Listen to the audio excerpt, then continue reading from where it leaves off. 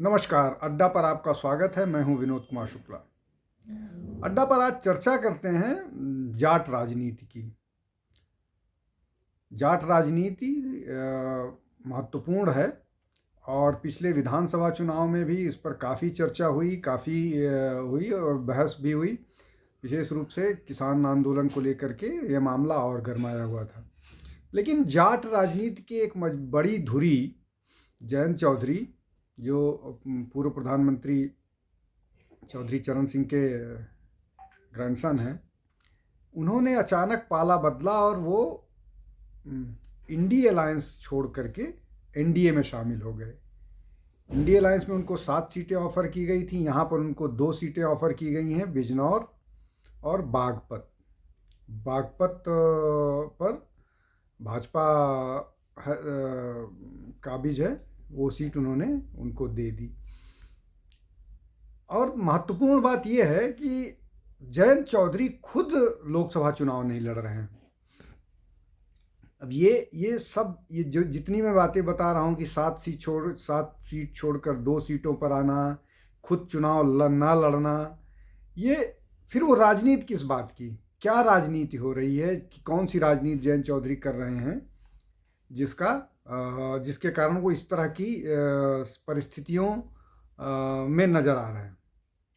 एक के बाद एक बात पर चर्चा करते हैं। पहली बात, उनको जो 7 सीट ऑफर की गई थी उसमें वो 7 हारते, उससे बेहतर था कि लोकसभा में उनके 2 एमपी हों। दोनों जीतने की संभावनाएं बहुत प्रबल हैं।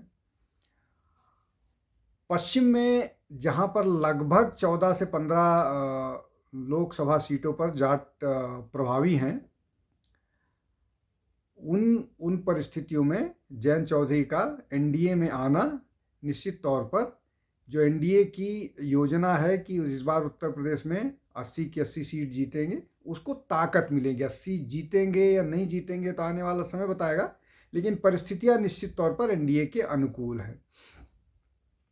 दूसरा ये कि विधानसभा में ताकत बढ़ी भाजपा की, और जहां वो 7 राज्यसभा जीत के आने वाले थे, उनको 8वीं राज्यसभा मिली। ये दूसरा महत्वपूर्ण फैक्टर हो गया।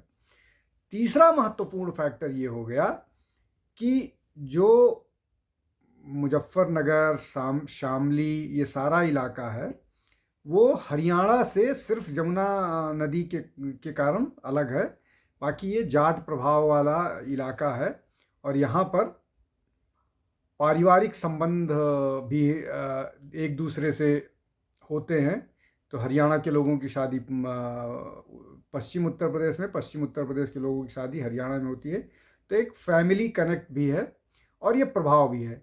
तो जयंत चौधरी का एनडीए में शामिल होना, वो न केवल पश्चिम उत्तर प्रदेश में बल्कि हरियाणा के भी कुछ क्षेत्रों में प्रभाव डालेगा, जो एनडीए को निश्चित तौर पर मदद करेगा।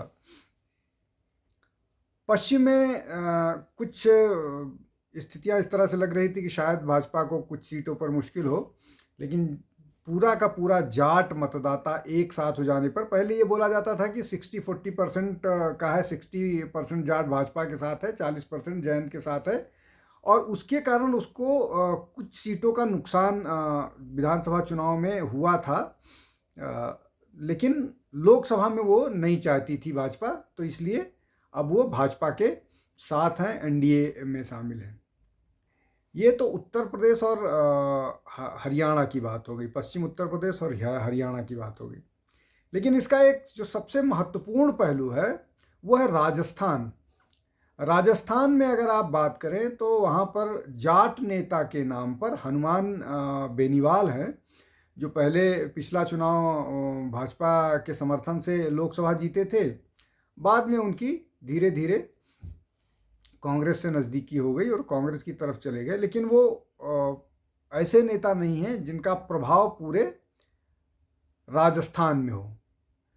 राजस्थान में खुला माहौल है। खुला माहौल मतलब जिसको बोलते हैं ओपन एंडेड, जहाँ जहाँ संभावनाएं बहुत है।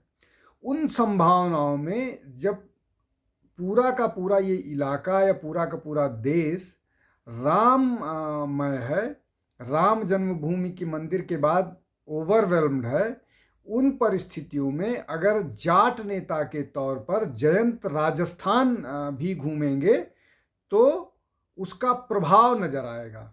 और मुझे लगता है कि ये जब राजनीतिक सहमति या चुनावी सहमति या सीटों की सहमति बनी थी, उस समय ही निश्चित हो गया होगा कि चूंकि जयंत चौधरी पहले से ही राज्यसभा में हैं, इसलिए वो लोकसभा चुनाव ना लड़ें, उनको संसद में जाने के लिए चुनाव लड़के जाने की जरूरत नहीं है, वो ऑलरेडी है। और अगर वो लोकसभा जीतते हैं तो फिर उनको राज्यसभा छोड़ना पड़ेगा, एक ये कारण हो गया। तो उनको राज्यसभा सीट बिना छोड़े चुनाव में रहें, और वो न केवल उत्तर प्रदेश, पश्चिमी उत्तर प्रदेश की वो जो 14-15 जाट जहाँ पर जाटों का प्रभाव है, उन क्षेत्रों में चुनाव प्रचार करेंगे भाजपा के लिए, एनडीए के लिए, बल्कि हरियाणा के उन जिलों में जो पश्चिम उत्तर प्रदेश से सटे हुए हैं, और राजस्थान में जो भी जाट बाहुल्य, जो भी जाट प्रभावित क्षेत्र हैं, उन जगहों पर जाकर के वो एनडीए के लिए प्रचार करेंगे। अपनी कॉन्स्टिट्यूंसी में फंस जाने से या कोई इस तरह का कैंडिडेट उनके खिलाफ खड़ा हो जाता जब उनको चुनावी लड़ाई में ज़्यादा जद्दोजहद करनी पड़ती, उन परिस्थितियों से बचने के लिए वो चुनाव में नहीं है। बाकी मैंने जैसा पहले बताया कि वो ऑलरेडी राज्यसभा में है, तो उनको संसद में जाने की ज़रूरत भी कम से कम फौरी तौर पर नहीं है। तो इसमें पश्चिम उत्तर प्रदेश, हरियाणा और राजस्थान, और कुछ इलाकों में पंजाब में भी जाटों का काफ़ी प्रभाव है। हालांकि वहाँ पर हरियाणा, पंजाब में बीजेपी का जो प्रदेश अध्यक्ष है वो खुद जाट है। तो ये एक इस तरह का समीकरण बन के निकल के आएगा जहाँ पर जाट कंसोलिडेट होगा इन 4 प्रदेशों में। पंजाब में अभी बहुत सारी चीज़ें अस्पष्ट हैं, क्या होगा, शिरोमणि अकाली दल के साथ कितना समझौता होगा, क्या बात बनेगी। लेकिन कम से कम हरियाणा, पश्चिम उत्तर प्रदेश और राजस्थान के लिए स्थितियां साफ हो गई हैं, और वहाँ पर जयंत की सेवाएं न केवल ली जाएंगी, बृहद स्तर पर ली जाएंगी, बल्कि उनका प्रभाव भी दिख सकता है। मुझे लगता है कि ये जो आरएलडी के साथ जो एनडीए का समझौता हुआ है, इस समझौते के पीछे इसी तरह का चुनावी समीकरण होगा, जिस पर हुआ है, जिस पर चर्चा होगी और जिस पर कार्य किया जाएगा। लगता है कि उसके पॉजिटिव परिणाम भी एनडीए की तरफ आ सकते हैं।